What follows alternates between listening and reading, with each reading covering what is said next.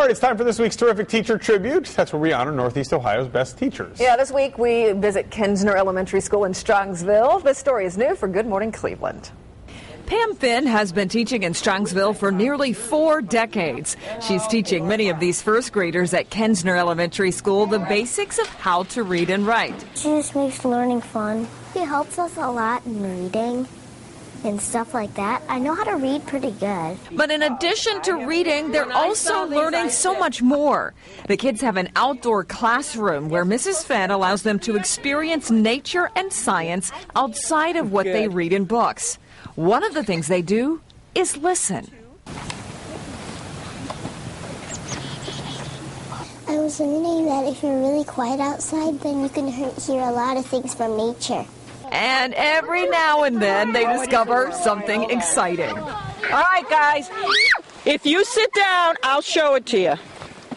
Getting the kids involved with this hands-on type of experience helps Mrs. Fenn take a classroom of nearly 36-year-olds and keep them focused, motivated, and excited about learning. Every year is different because your children are different every year.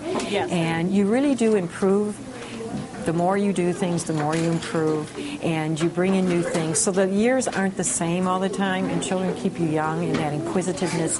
And I think nowadays it's especially important with all the pressures out there that children have the joy of learning to be a lifelong learner. It was so neat to see those kids get excited over a worm. I mean, you know, when you're 6 or 7 years old, the simplest things. I get excited about worms.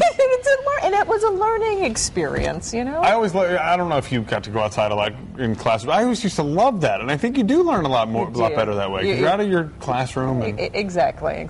So congratulations to you, Mrs. Fenn. Great stuff. If you would like to nominate your teacher, don't forget to send me an email. The email address is gil@newsnet5.com. I love to read your letters, so please keep them coming. Did you hold the worm?